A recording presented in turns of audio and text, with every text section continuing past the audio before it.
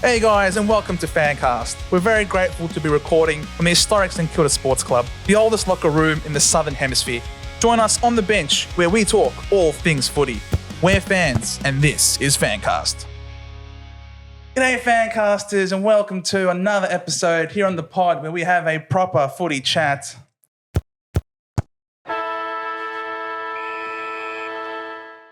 Been some time since I last did this intro. We haven't had a show since our season wrap-up.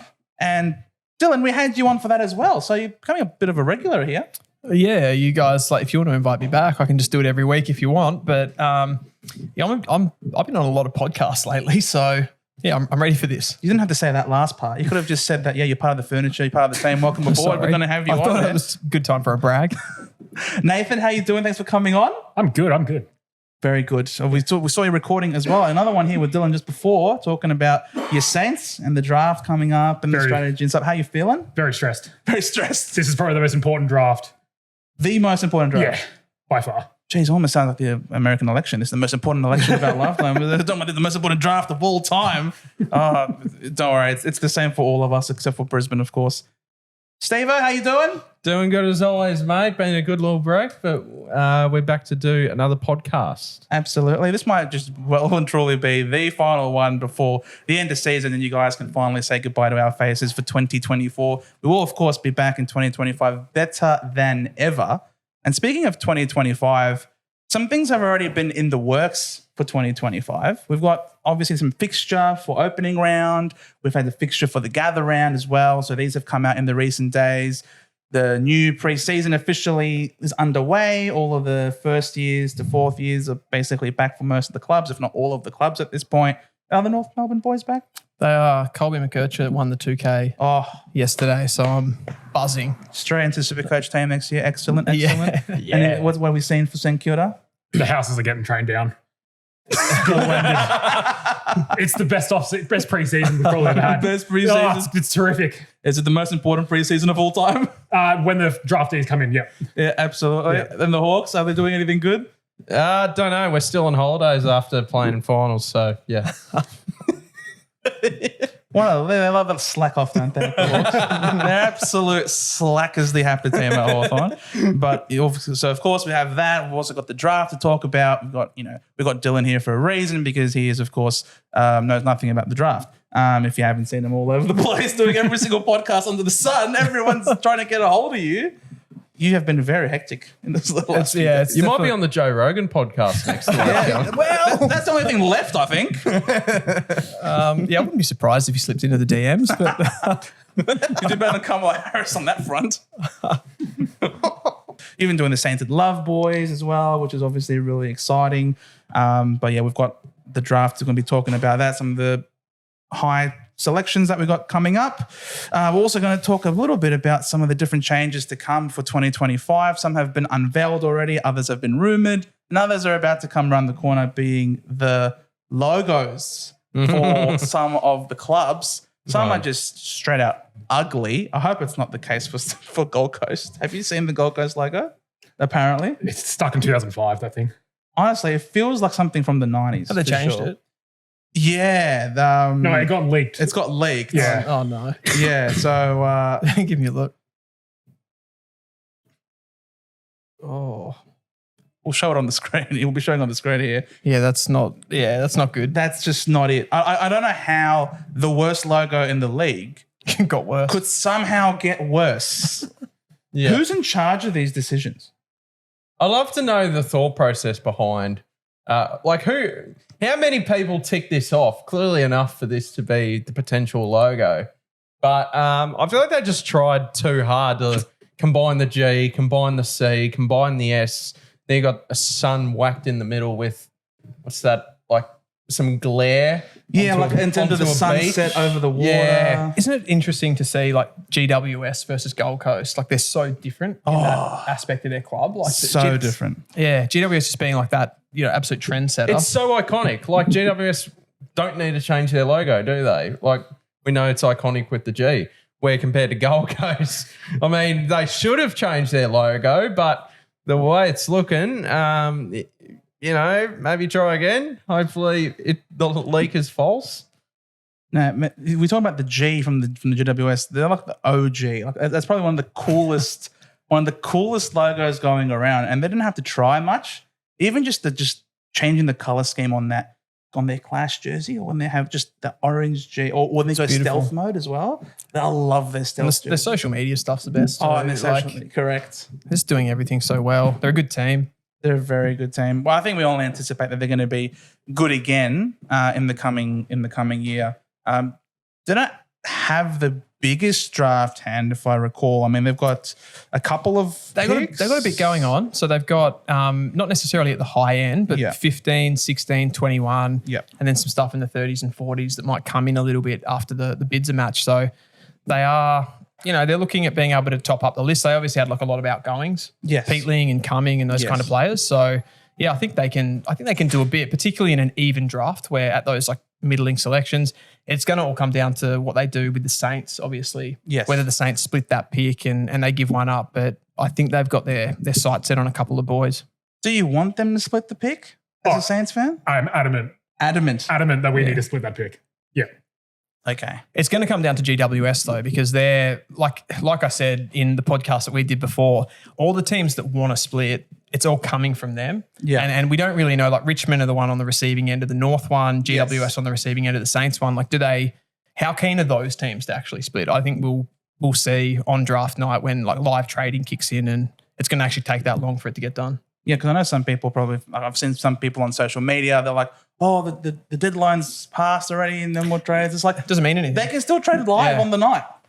Yeah, exactly. It's the only thing that would be different, I suppose. Like, even for us, like we could have done the trade on the night too with Melbourne or anyone else because we know that we're going to match a Kako bid, but having it loom over our head on the night, and people can be threatening that a lot earlier. The question for Essendon too is going to be like, do they trade after that Kako bid comes? Do they trade back into that first round? Like, is there a player there that's going to be available that can kind of help them?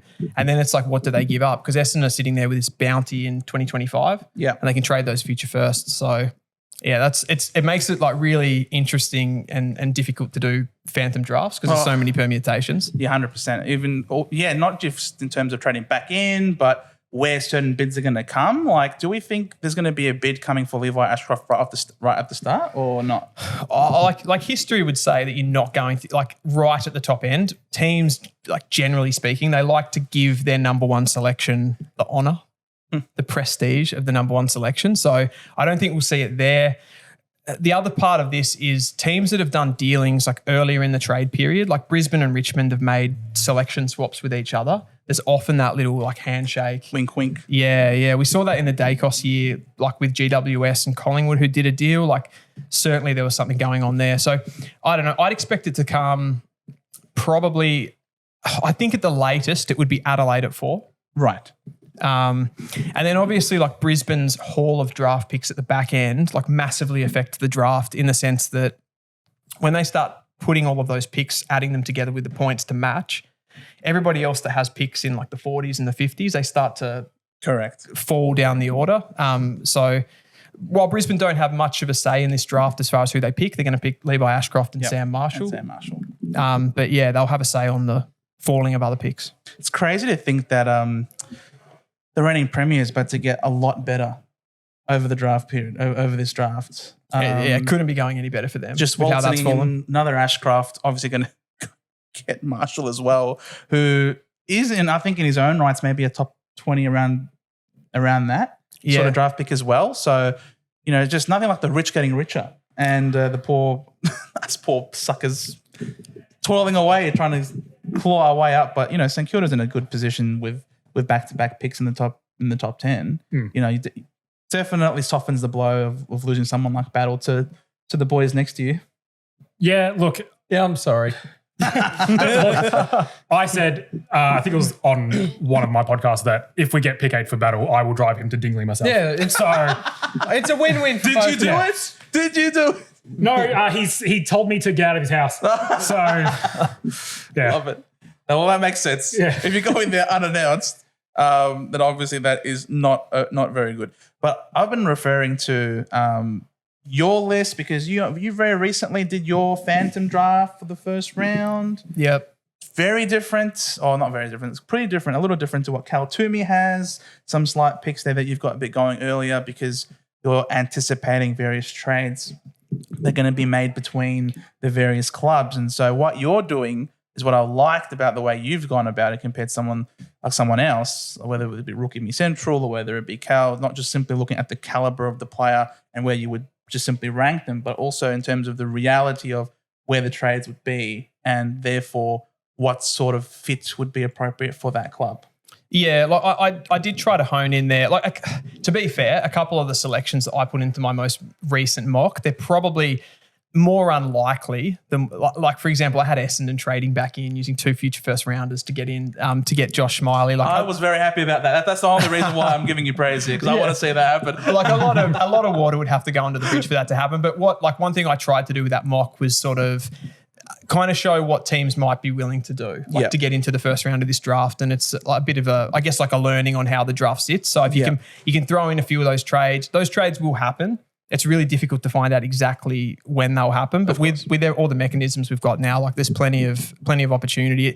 It's just like, for me, it's going to come down to looking at like what a club has in their mix. Like the top end of this draft's heavy midfield. So it's like midfield mix, like how does that all sit and the machinations of it and bringing players in that kind of suit your balance, I think. And teams like the Saints, teams like the D's, they got 2 picks in the top 10.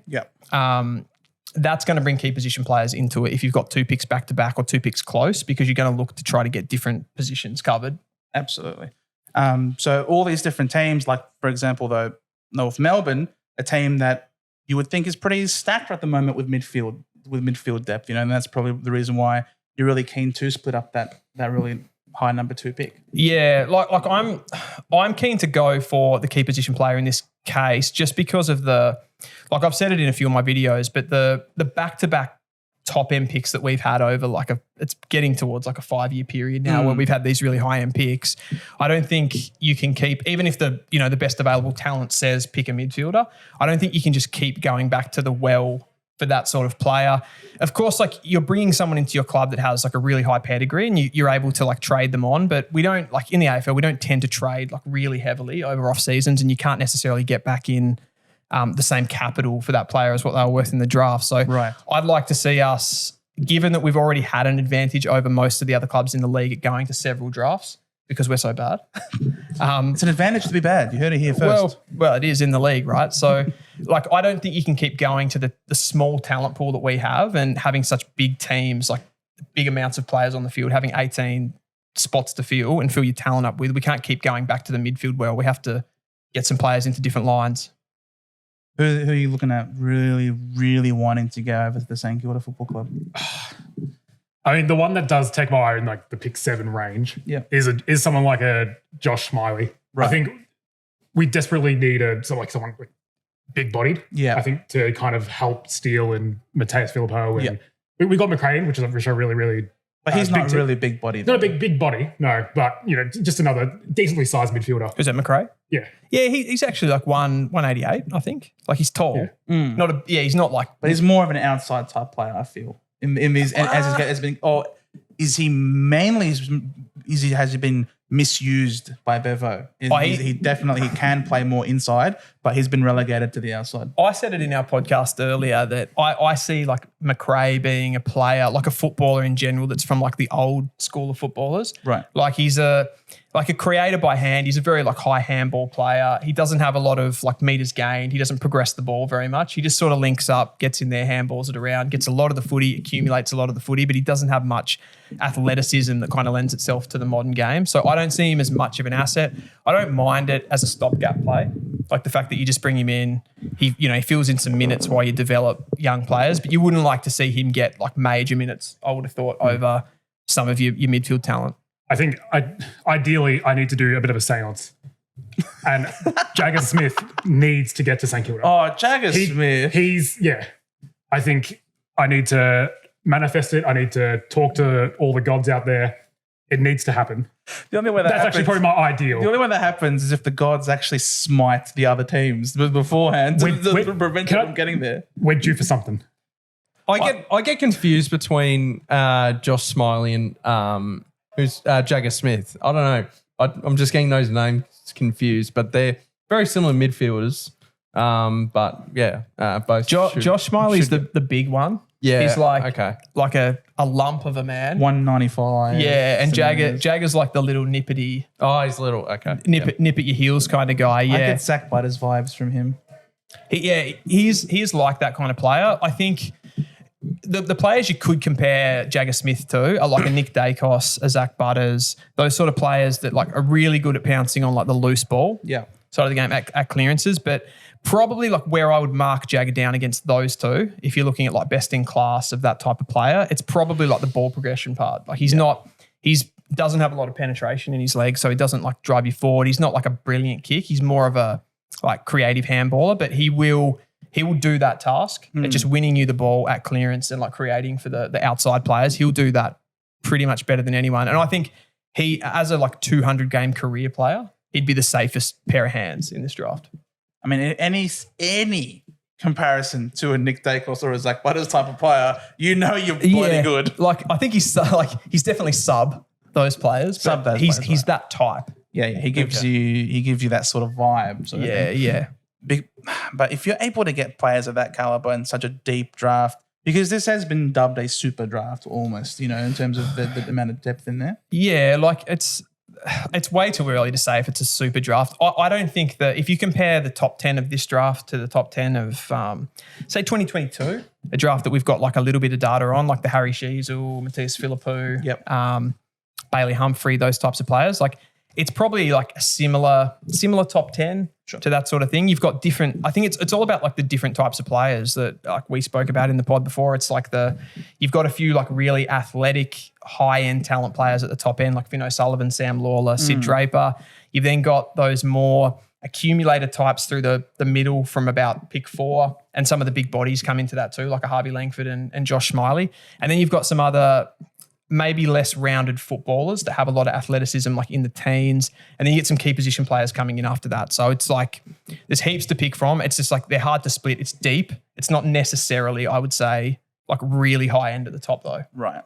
It's just more so that the later you are in the draft, like for example, the Bombers, we've got a lot of draft picks as well later on in the piece that we are a chance of picking up someone that is potentially going to be a really serviceable player that in other years maybe might be a bit more speculative. 100%. Like there's definitely like this year, there's going to be players that don't get drafted that would have got drafted in other years. Okay. Well, there you go. Anything that you want from a Hawthorn perspective? Are you missing anything? Levi Ashcroft's cat, maybe at our pick. But nah. What's your pick again? What are you at? What? 33, but it'll get pushed back to, with the father-son, probably 36, 37. But I've heard that we might look to trade up using Carlton's future second. So that could happen. But just best available, what fits in the system. A key forward, project key forward would be nice, I reckon. Just as another bloke we can develop along with Skaith and Deer and that sort of thing. But I'm probably the least invested in the draft since like 2018. Why's that? Yeah, I wonder why. Yeah. So I trust Mark McKenzie to make the right decision there. We've made some really good picks. So I'm interested to see what happens. I'll be watching regardless, that's for sure. I'll give you one for Hawthorn.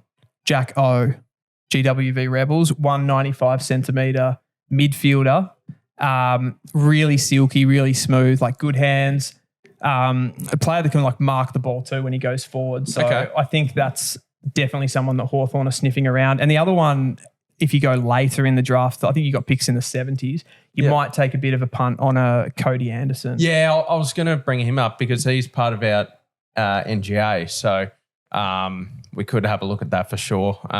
He's got hair like Warple when he had in his draft year. So he's from the Eastern Ranges. Yeah, he's played footy for Box Hill. Yeah. He is like, if he tackles someone, it's terrifying. It's terrifying for me. And I'm just watching the game. Like, he's a real physical player. Someone has a nice little burst. Like, probably doesn't have the why we're talking about him later in the draft. Like, doesn't have the finer skills, I suppose. Yeah. Like, he's not a nice kick or anything like that, but he's got some serious weapons. Yeah, I heard Cal Twomey say that Hawthorn are probably looking to use 2 picks So that's certainly more on the lower side, but it would be using that pick 33 and then maybe getting a Cody Anderson late, that sort of thing. So it'd be very interesting. And so the draft will be taking place, night one of the draft will be taking place on Wednesday, is it? Yep. This coming Wednesday, which you will be live streaming on your channel? I will, yeah. Yeah, we're just discussing that before. Yes. First time for a live stream for me, so that'll be... Well, you had your first Q&A the other day. I did, Or was it today? When did you do it? I dropped it today. You dropped it today? Yeah. Filmed it the other day, yep. See, I watch your stuff. Yeah. Yes. I need to get all those questions about the Bombers. Mate, it wasn't from me. I'll just say that. It You're wasn't sliding in with anonymous names. Yeah, all this. I'm not going to say who it is. Well, speaking of the Bombers, we're going to be in opening round for the first time this year. Opening round is back. It's making a return. What did we think of opening round last year? Ass. Tell us how you really feel, Steve. No, I don't like it, but at least Laura Kane listened to the fans and Andrew Dillon and brought it back again. So yes. I'm sure everyone's happy with that. 3 teams went out of opening round. It was Melbourne, Richmond, and Carlton. And then Geelong, Essendon, and Hawthorn are coming in. Yep. So Thursday night, Brisbane, Geelong. That's a good game. Sydney, Hawthorn on the Friday night. Then Saturday twilight-ish is Gold Coast and Essendon. And then the Sunday 3:20. So one game on each day is GWS and Collingwood. So I really don't like opening round. It really makes no sense. The fact that the whole idea was to grow the game in Queensland and New South Wales, yet they play opening round the week after the NRL go to Vegas. Don't get that. I thought the whole purpose of it. I thought they made a mistake. I thought that was the whole point. I thought they missed the mistake. It's the week after, which makes no sense. The idea was to capitalise on the lack of NRL in the North, right? And then jump on it, but it just, they got did they get the dates wrong? I think they got the dates wrong. Well, they must have.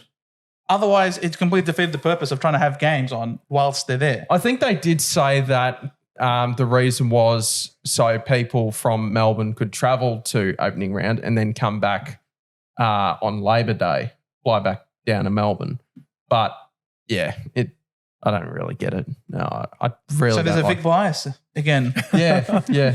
Hashtag Vic bias. The AFL just can't help itself. Play Freo and Port in Blacktown. Now Brisbane, Geelong, reliving that prelim is going to be really good. That was a great matchup between the two of them. That was a ripping game. It was one of the best games I think I've ever watched. That Brisbane Geelong game. It just had it all. That's the thing for me with something like opening round. I don't really give a shit like what they actually call it, as long as it's got like meaningful. Correct. Good games that actually have like an impact on the season. Like if there's like 4 proper points, so don't ask North Melbourne to play, but if you get the good teams, I'm in. Sydney Hawthorn, that's going to be an interesting game. How do they bounce back from their demoralising loss at the MCG against the reigning premiers? Yeah. Now you got here the Hawks up and about, Flag Hawk. You guys just fell short in that final against Port, and you guys are just getting even better with your off-season recruits as well. So, are you feeling bullish about the season or that game? One step at a time. The game. We'll start with the game. Well, Sydney know how to play very well against us after the past couple of performances against them. I don't think the SCG's ground dimensions really suit our game. So I'm not really that confident actually, but there's still 4 months away till the season starts. So you got to stay optimistic, but yeah, it'll be interesting to see that unfold. Fair enough. Nath, what do you think about Gold Coast Essendon? I mean, it's probably the one. 10 viewers, do you reckon? Hey, we sold out the Gold Coast Stadium when we went there at the end. Only to end up losing, but we sold it out, and that was almost like an Essendon home game. I'll paint a silver lining for that game, the Gold Coast Essendon one. Both teams need a good start, so you have to get your season going. Like Essendon, the end that they had to the season, they have to get things going in a positive fashion. Do we though? Why don't we just be repeating history? Yeah, true, yeah. Starting off strong, and then bomb out after. I said I'll try and do a silver lining. But like there's obviously some pressure. I reckon both of those teams are probably two teams that come into the season with a lot of pressure on them, particularly Gold Coast with the fact that they were seen as having like a pretty easy draw last year. They didn't make it. They sort of choked again. Yep. Don't want to say Essendon choked. Two chokers, yeah. You can say it. You can say it. Okay, they choked. So yeah, two teams that like need to get off to a positive start. Maybe Gold Coast more so than Essendon. Right. And then I could have sworn we had this exact matchup last year at the exact same venue as well. Was that the replay of the 2022 prelim? Yes. Except that the prelim was obviously at the G. But is the AFL trying to manufacture a real rivalry between the Giants and the Pies? They're really forcing it, aren't they? They're really forcing it. I just thought it was between Mason Cox and the Giants. I didn't think it was Collingwood in general. So where's the genesis of that rivalry? Social media. Yeah. You had the GWS were like constantly just ribbing Collingwood. Like, like they had Cooper Hamilton who would do his videos. Yeah. And all the time, it would always, it would either come back around to like talking shit about Collingwood. Yeah. Or it would just, when it would get to Collingwood, they would just rip into them twice as hard as anyone else. Okay. And then I think Mason Cox called it a cow paddock. Yes. Engie Stadium. Yes. So that's where it kind of all, but it's purely just one-sided. Yes. Collingwood tried not to even lean into it at all. Yeah. Right. So. But then the Giants made a petting farm and they stuck Mason Cox's face on the entry. Like, you can come in here. This is the Mason Cox farm. I thought that was pretty funny. But they seem to be manufacturing something there. The Giants are really cool. But what are you going to do with Cooper Hamilton now that he's gone? Well, he's famously unemployed. Have you seen his Instagram handle or like description? It just says like now unemployed, and he's doing like a TikTok series now where he's like vlogging like him trying to find a new job. Has anyone actually seen him play footy? I don't think I have. I saw him. The only memory I have was his debut game, and his first disposal went out in the full. Okay. At least it was early in his career. Just it's so ingrained in my brain. Well, it would be early in his career if it was his first game. But for your first disposal out on the fall, you'd love to see it. But yeah, I think it was definitely a lot better for the Giants as a mascot for them on the social media platform. That's for sure.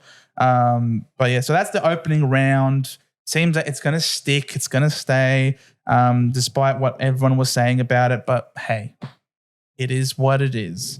They have also released the gather round fixture. Now, this is a good round. Great idea. Great idea, because you went there last year. I've been the first 2 years. First 2 years. And you're going to go again. My word. Because you love it. I sure do. The Adelaide wineries make it so worth it. Well, speaking of the wineries, mate, Barossa Park, North Melbourne, Gold Coast? Yeah. No, Again. that is a game that's going to have 10 viewers.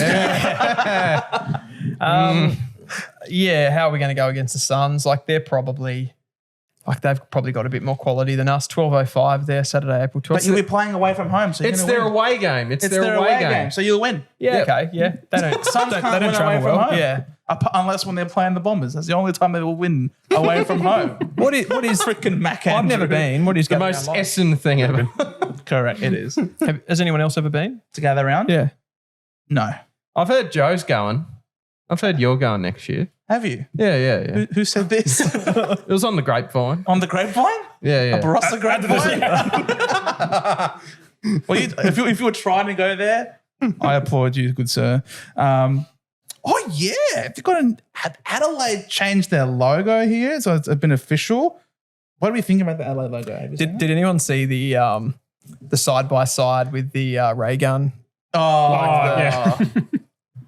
That was so good. I reckon the logo's fine. I don't mind. It's grown on me. It really has. It's nothing groundbreaking, but the people that didn't like it is just because it was new. So I reckon it's easily better than their last logo. Their crow face was bizarre. It was terrible. I thought it was clearly one of the most shoddiest, logos out of all the other logos in the league. It just felt like it was made on Canva. I don't know. Like it just someone got home for a high school or for a primary school project and just made the crow face. I don't know. I prefer this one. This one just seems to be more historical.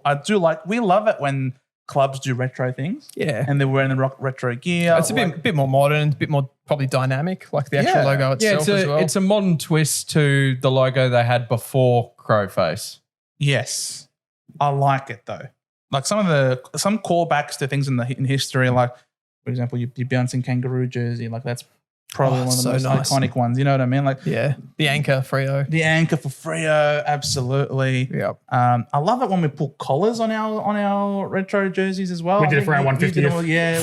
I bought both of them. I bought both the long sleeve and the short sleeve. Have you got the candy as well? Oh, that should just be a permanent away strip. That should be a clash jumper. Yeah.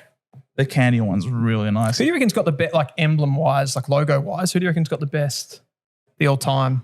I like Sydney how it includes the Opera House. Yes. I really like Sydney. Their away jersey, how like whenever they wear it in Melbourne, just the old school V. Carlton's is elite too. Yeah, Carlton's. No, I'm not going to say anything about Carlton. Stuff you. Not Carlton. going there? Okay. No, I can't go there. I can't praise the enemy. I mean, I preferred Richmond's old Tiger. Yeah. No, I like the new one. I feel like the old one looked more dangerous. This one looks more The old cartoony. one looked more tanking than this one. This one is the era of premierships. Yeah, the other one was the tanking era. Makes it better. Your jersey is really cool. The one when you're all in Power Ranger gear. The dark. Looks, Yeah. Bring it back. Bring back the Power Ranger. Yeah, we do a retro jumper every year. I hope that's one of the nominations. Yeah, it's not too bad. I mean, North Melbourne, I don't know. I feel like a lot of these sort of have similar vibes, like as if they were made with this almost like the font is the same almost, like in terms of you just have a kangaroo face. like a template. You just have a hawk face, a tiger face. You know, it just feels like there is a bit of a template there. I reckon the new Dogs logo was better than the old Dogs logo. I don't know if that's controversial or not. I just reckon. You reckon? I just reckon it looks better. I reckon Peter would disagree with you. You reckon? Didn't they say they want the Western Bulldogs to not be called the Western Bulldogs anymore? Oh, They do it for marketing. Footscray. Yeah, Footscray.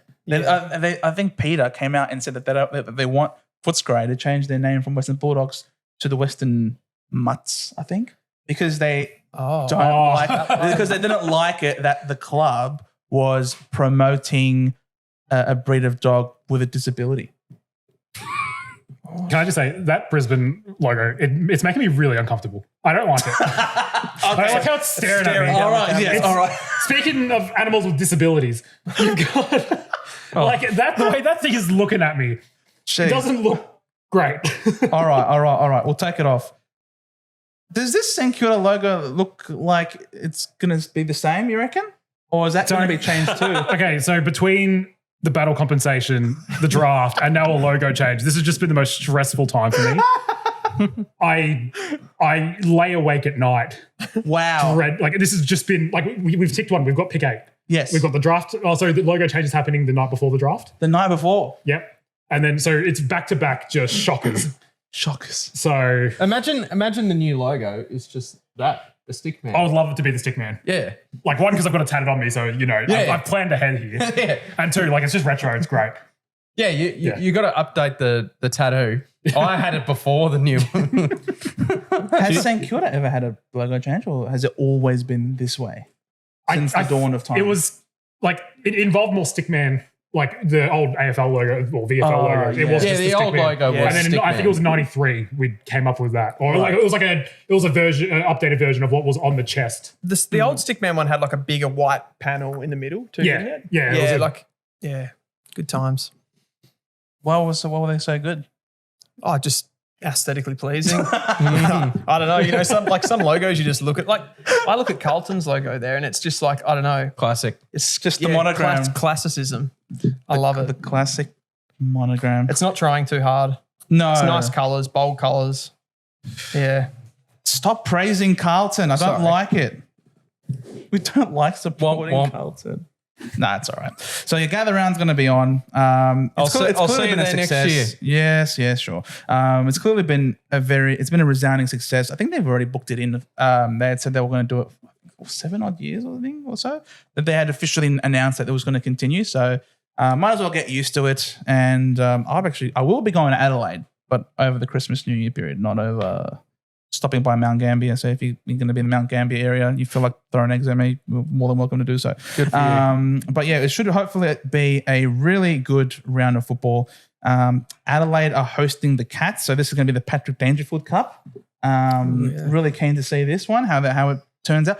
I can't believe Dangerfield was extended for 2 more years. And he's playing like the football that he's playing as good as it ever was. As much as they have to use him sparingly, like he's still got that burst of pace. Like I don't know how he's doing it. And like I feel like these players for Geelong, like every year we say that they're going to slow down. If he does what he does the year just gone, like their midfield can still survive on like bits and pieces, really, like alongside Dangerfield, because he's got like so much damage in his game. Yeah, like another pre-season to someone like Tanner Bruin, for example. Bose, who will probably run through there. And now like they're grooming Holmes. Like Holmes is going to be the next Dangerfield. Oh, he's so dynamic. Yeah. His ball use is still a bit suspect, but yeah, like again, you talk about that kind of player though. Like if you can just like burst out a stoppage and get it in there quickly, create those contests. Like I love the way that he plays. So Geelong, they're going to be strong again. Just never die. No. Just never die. The Cats with 9 lives.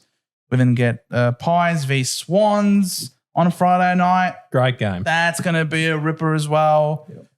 I just feel like it's going to be hard to go past the Pies in that one. They've gone stronger as well, adding the likes of Dan Houston to their team as well. I was going to say, like, how do we see them going after like a pretty poor year? Oh, they'll be good. I think they'll be good. Definitely had premiership hangover. They'll be very good if they stay injury free. But there's no guarantees. They're going to have Dan McStay from the start. You know, Dan McStay is a pretty important player, I think, for them. So they don't have to play Mason Cox, for example. They can just rock with DC in the ruck. And then obviously they added Dan Houston as well. So I think... Membry too. Yeah, exactly. I'm worried about their forward line. It's just like McStay. You've got Membry in there. Myercheck. Very similar forwards. Like...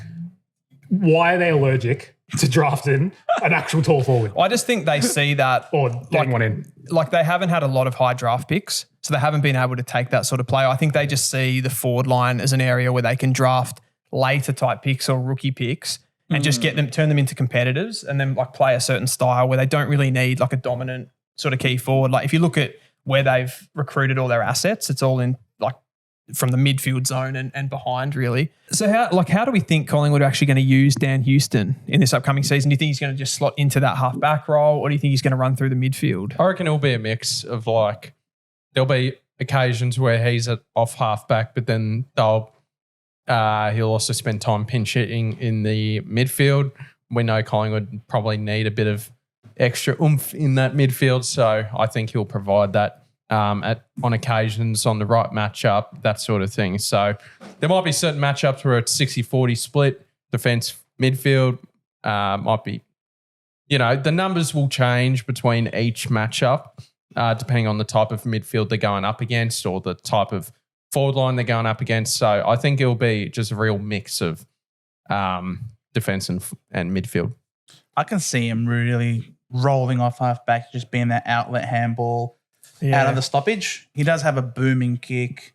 He's also pretty creative with his ball uses. He's a beautiful user. I was amazed how little Port Adelaide would use him, and they would use like Farrell and Burton more than him when this guy is an all-Australian caliber player who can break people's hearts after the siren. 100%. And it did feel like if you sort of juxtapose like 23 Collingwood against 24, it was like the biggest difference, like from the season to season, was that Nick Dacos went into the midfield. Right? Correct. So they lost so much control of the footy, and in that season, the premiership season, obviously, like they had those games that were so close. Yeah. I think a big part of that was actually the control. So if Houston can kind of do what Dacos did, like he's probably not going to get the numbers that Dacos can, but like if he can be pretty aggressive, give them something off halfback. The one player that like worries me a little bit is.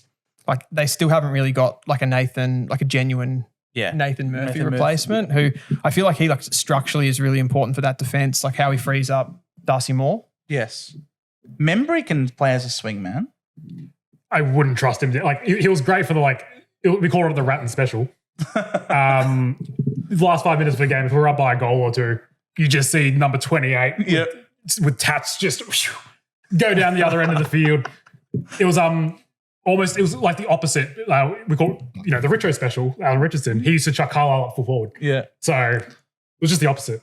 Just to come with I wouldn't trust him to play a full game. Or He's a good player though, member, isn't he? Like, his issue, so he would obviously would have Max King up forward, like in the goal square. So he would be the link up between half forward. He would mark it, and his turning circle or his decision making, it's not quick enough to get it to Max. But by the time he kicks it, Max has 3 players on him. Yeah. But in the back line for Collingwood, the decision would be very simple. See Dan Houston pass to him or see Quaynor pass to him.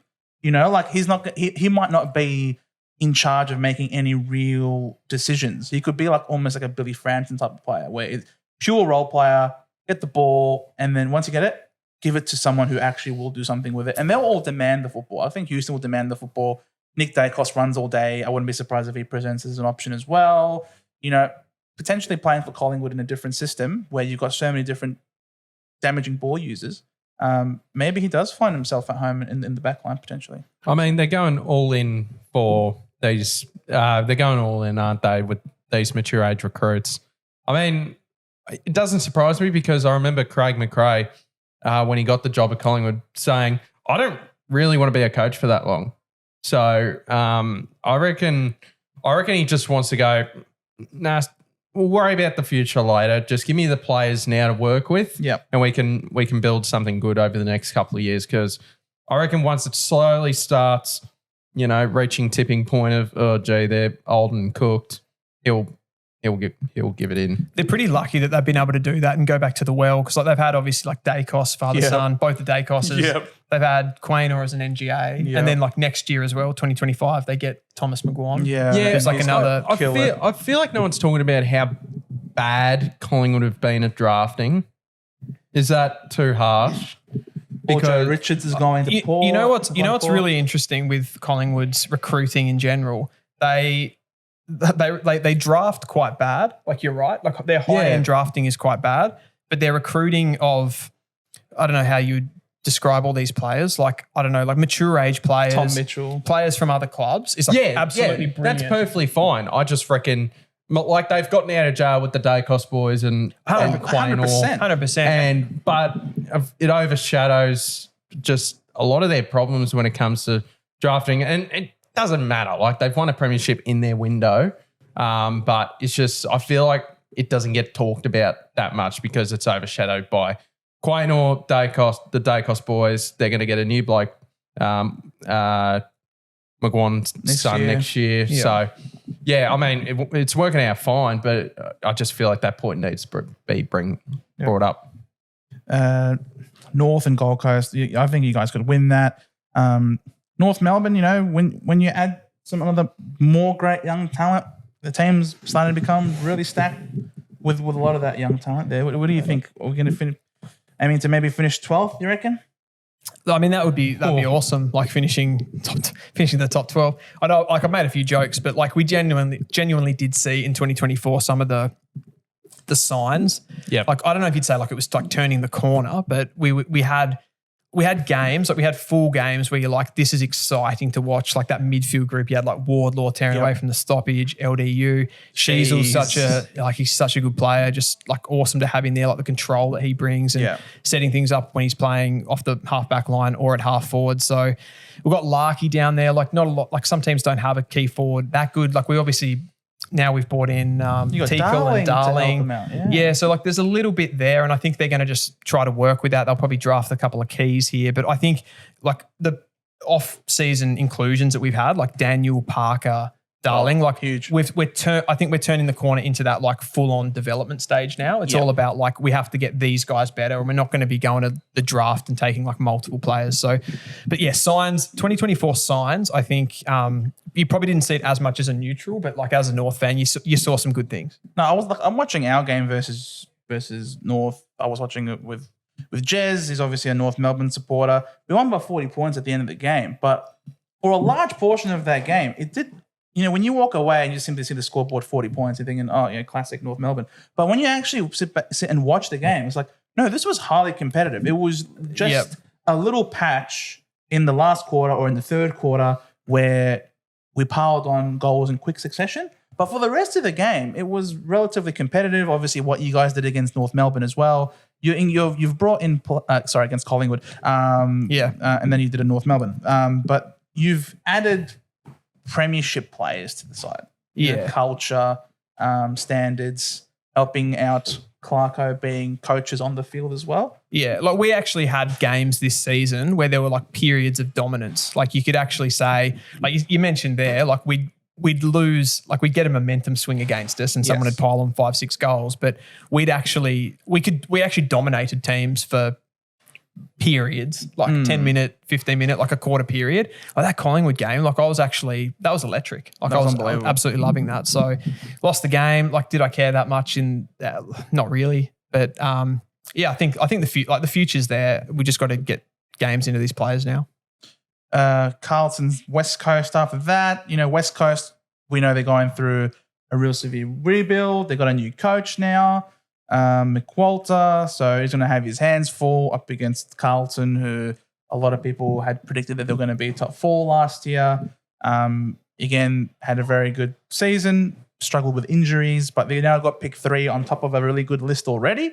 That is actually the pick 3 cup. Like unbelievable. Straight off that's gather round, so not straight off the bat. But how did you guys feel for West Coast trading that pick 3? Like that's for me, that's like a big mistake. Yeah, I agree. It's too early to say because like they could pick up. But that's what you can always say. You can always with a draft. You can always say we don't know. Liam Baker's a good player. I would not have done it. No. I think you say if you have a top 5 pick, you save it for an All-Australian level 100% player. Yeah. And he's not going to. How old is he? 27. Yeah, about that. He's not going to be. If anything, you're going to get him in his late years if you're even competing. I really like him. I think I think the only justification, if you were a team in the window, if you're competing, correct, he's the kind of player. Great fit. Yeah, 100%. And like you could maybe pay a little bit overs for him, but West Coast, like he's not going to he's going to make them slightly better next year. It reminds me very similar to when, I love him and I'm so glad we got him, is when we traded pick 8 for Bradley Hill and like Akers. Very similar where. Not in terms of where we are and where West Coast are, but just that type of we're trading a future to get in a player now. Yeah. Very similar. I'm like looking at the two players there. Like I like the comparison. I think like Bradley Hill's a bit more game breaking. Yes. Just with his run and his extra speed. But I'm glad we have him. Like I love him. Yeah. It's very similar. And looking back on it, we probably paid overs for it. You probably lost a little bit on the trade. That's kind of what I'm getting at. West Coast definitely have lost here. West Coast over the past 3 years when they've been bad, 2 of the draft years they've split the pick. So I'm just wondering, I felt like as good as Harley Reid is, they still need a couple of top 5 picks along with that core. 100%. I just envision like Harley Reid and like someone like a Finn O'Sullivan or stop splitting the picks. Like the 1-2 punch you could have had there. Yeah. Oh, some of the midfielders that they could have had at the top end of that draft. And like they've still got Jinby. Yes. They've still got Hewitt. But Jinby's playing as a defender. He's playing as a halfback. Yeah, for sure. But Hewitt's foot might be cooked as well. But apparently he's back first day of preseason. Yeah, I think he is back for preseason. It's always a bit of a worry when. But it's a bit of a worry when how was it? Second year? Second year player. Like he was meant to come back a lot earlier from that injury, but apparently the rehab wasn't draft. very good from his end. They're it's always a worry. He's only 2 or 3 years in, and they're celebrating him day 1 of preseason. He's out there. Yeah. Thank goodness he's just there. He's out there. And it's like that gives me worry that you're celebrating. It's a 5 months. Which can be shocking to get back up to scratch. Absolutely. Dogs and Lions. Lions is going strength for strength. That game is a total robbery. Where do we being see at Norwood? Yeah. Don't get me started on Norwood. It's horrible. I've been there. It's a rectangle. Yeah, it's a soccer pitch. I knew. So Jack Steele complained in the post-game interview. So we played Richmond at Norwood last year. Yes. In the post-game interview, he complained about how it's an amateur ground. Yes. I remember that. Yeah. I knew instantly we're going to get Norwood again, and we did. And you did. Well, no, we don't have Norwood. That sucks. What the Doggies are a really interesting team. Like Bevo cops his flack, and I think he deserves it. He also gets his flowers when the team's doing well, but he's now lost Caleb Daniel, walked out the door. McRae's gone. These 2 players absolutely have been completely underutilized, have been completely pushed out the door. Having Bailey Dale be stuck in the VFL at the start of the season as well, when clearly he's among their better players. Are we seeing the writing on the wall for Bevo, or is he just never going to get sacked?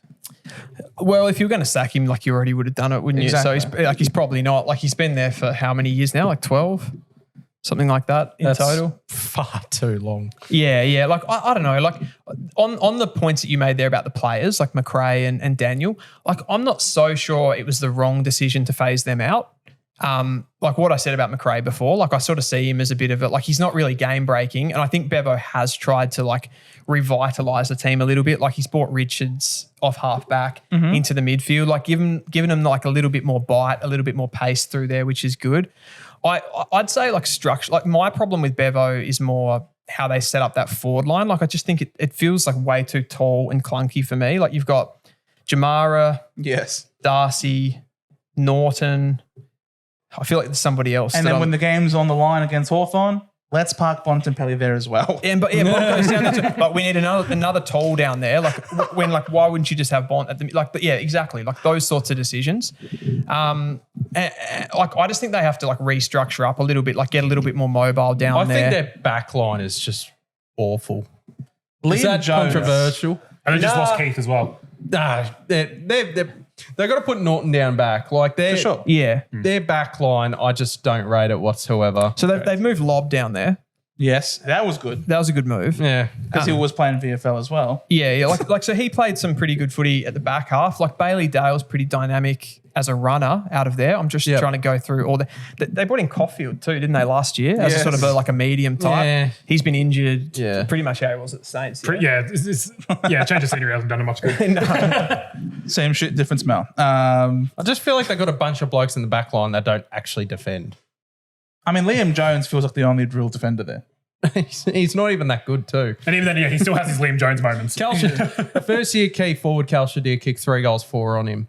So, I mean, I don't know. You know, great story for Liam Jones coming back, but I just feel like he needs that extra help. Yeah. Lob was a good move, but gee, I just reckon they need a couple more bodies down there. There's actually an elephant in the room with the Dogs too, which is, I'd say, Tim English. Like he had a shocking year. I hate him. He was like uncompetitive in the ruck. Correct. They were the worst team in the league at getting their hands on the ball from stoppages. They had to pretty much do it by like extracting the ball off the other team. They lost that much ball at clearance. So like with that you've got a midfield of like Bont, Chalor, Libba, like minimum you're expecting them to get their hands on the ball, but English is so uncompetitive in the ruck. Like I don't really like, do they have any levers to pull there? I swear they also have a really, I don't know, Bevo said that this kid was the most AFL ready. Sanders. Sanders. Him. Right, Sanders. I feel the for that one that kid. he keeps subbing off and relegating to the VFL when he has a hissy fit on the field because the guy has been given zero chance to flourish and he punishes him by sending him to the VFL. Like, he was supposed to be the most ready-made rookie coming through that he's ever seen. And he had drafted Bontempelli. And to tell me that this guy's the most ready-made and you treat him like that. Like, He'll get his opportunity soon, though. Somewhere else. Libba, Chalor, they're both, they're both on that older side. They brought in Matt Kennedy as well, which I think is a good pickup. Yeah, it's a good pickup. For the Dogs. So I think he'll slot straight into the midfield. But for goodness sake, James Harms in the midfield over Riley Sanders. Just insane. In the year 2024, my gosh. I watched Sanders play a game against the AFL Academy team earlier in the year, like which is all the best talent. And I think he had 38 disposals in like 20-minute quarters, like shortened games. Joke of a player. And like he's only, some of those guys he's probably only like 6 months older than. Yeah, exactly. Melbourne, the Bombers. This is an interesting one because we've got Melbourne's future first. So with our trade with them, so we traded away pick 9, we got their future first. So you'll be preying on their downfall. hoping that they suck big time. Yep. Yes, I'm the same with Carlton. Do we think Melbourne will suck big time? In the draft? No, in the season. It can go so many different ways. I worry about their forward line. It's just a sticking point. Yeah. Yeah, it's key defenders Gord's as their tall old. forwards. I think they almost should have done what Collingwood did and just go all out for the next 2 or 3 years. Worry about it later. I think with like if you look at their list, like I'm looking at like smaller type defenders. Like they've had like Brayshaw retire. Yep. Who was playing at sort of halfback midfield. Rivers has now gone into the mids and he's done really well. So that's been a great play. Who have they got like running the ball out of defence? Bowie. He was dropped all the time. Yeah, like he's 50-50, isn't he? Like you can't really rely on that. Melbourne's depth was just absolutely gutted. Salem was injured. Oh, Salem's there. Like Salem's pretty defensively poor. Like he's a bit of a liability when he doesn't have the ball in his hands.